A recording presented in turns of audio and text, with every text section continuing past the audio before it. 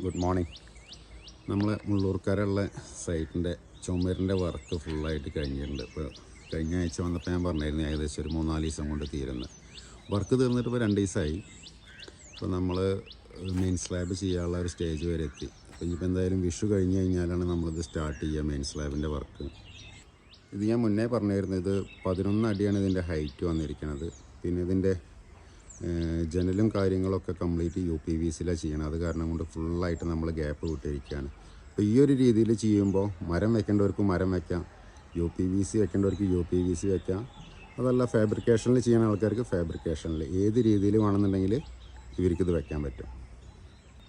അപ്പോൾ നമ്മൾ ഷോ വാളിൽ ചെറുതായിട്ടൊരു ഡിസൈൻ കൊടുത്തതാണ്.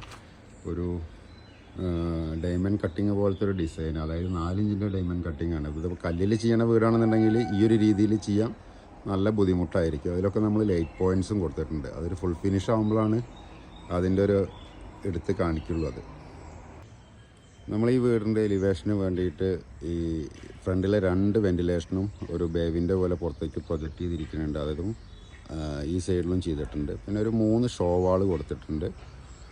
3 സൈഡ് ഓരോ ഷോ വാൾ കൊടുത്തിട്ടുണ്ട്. പിന്നെ ഇതിലെ സിറ്റ് ഔട്ട് നോർമൽ എല്ലാ വീടും ചെയ്യണത് ഫില്ലറിലാണ് വരിക. പക്ഷേ ആ ഫില്ലർ നമ്മൾ 10 അടി ഹൈറ്റ് ആക്കിയിട്ട്, അതായത് 11 അടിയാണ് ടോട്ടൽ ഹൈറ്റ്. ഇനി അതിൻ്റെ മുകളിലൊരു ബീമാണ് വരിക. അപ്പോൾ സാധാരണ സിറ്റ് ഔട്ടിൽ ചെയ്യണ സമയത്ത് 7 അടി ലിൻഡൽ ഹൈറ്റ് വന്നിട്ട് ഈ ഒരു ടോപ്പ് സൈഡിലൊരു ചുമരും കൂടിയും വരാറുണ്ട്. അത് നമ്മളിതിൽ ഒഴിവാക്കിയിട്ടുണ്ട്. കാരണം അതോടൊരു ജാളി വർക്ക് ചെയ്യാച്ചിട്ടാണ്.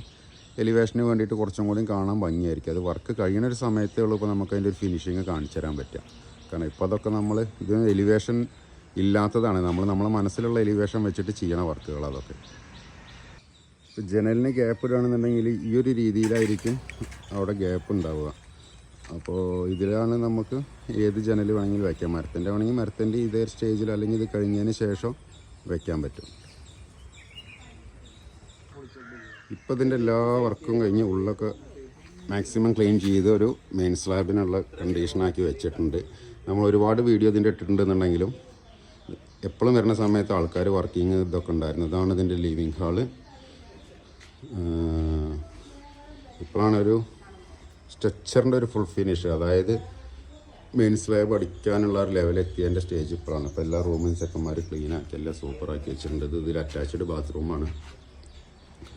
സാധാരണ അറ്റാച്ച്ഡ് ബാത്റൂം ഇൻസൈഡ് ചെയ്യണ ബാത്റൂം കംപ്ലീറ്റ് ആൾക്കാർ ഈ ലീക്കേജിൻ്റെ ഒരു പ്രശ്നം പറയാറുണ്ട്. ഇത് കണ്ടോ, ഇതിപ്പോൾ കോൺക്രീറ്റ് സ്ലാബ് ആയ കാരണം കൊണ്ട് ഇനി ഇത് പ്ലാസ്റ്ററിങ് കഴിഞ്ഞ് വാട്ടർ പ്രൂഫിങ്ങും കഴിഞ്ഞിട്ട് തേച്ച് കഴിഞ്ഞാൽ ഇതിൽ ലീക്ക് ഉണ്ടാവില്ല എന്ന് 100% ഉറപ്പാണ്.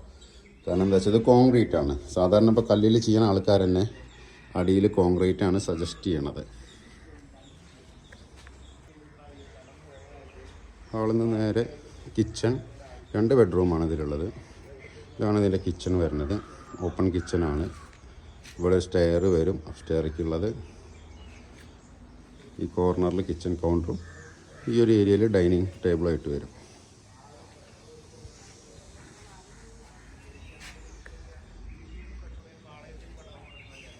ഇനി ഇത് മാസ്റ്റർ ബെഡ്റൂം. സ്പേസ് കമ്മിയാണ്, പക്ഷേ ഇതിൻ്റെ ഉള്ളിൽ ആദ്യം ബാത്റൂമൊന്നും ഉണ്ടായിരുന്നില്ല. പിന്നെ അത് വർക്ക് ചെയ്യണ സമയത്ത് പിന്നെ ആൾ പറഞ്ഞതിലൊരു അറ്റാച്ച്ഡ് ബാത്റൂം വേണമെന്നാണ് നമ്മൾ അഡീഷണലായിട്ട് ചെയ്തതാണ്. അതുകൊണ്ടാണ് ഇവിടെ ഫ്ലോറ് താഴ്ത്താത്തത്. കാരണം ആദ്യം മനസ്സിൽ പ്ലാൻ ഇല്ലാത്തതുകൊണ്ടും തറ ചെയ്തപ്പോൾ ആ ഒരു ഐഡിയ ഉണ്ടായിരുന്നില്ല. ഇത്രയാണ് ഇതിൻ്റെ ഇപ്പോഴത്തെ ഒരു സ്റ്റേജ്. ഇനി മെയിൻ സ്ലാബെല്ലാം ചെയ്യണ സമയത്ത് അടുത്ത വീഡിയോ ഉണ്ട്.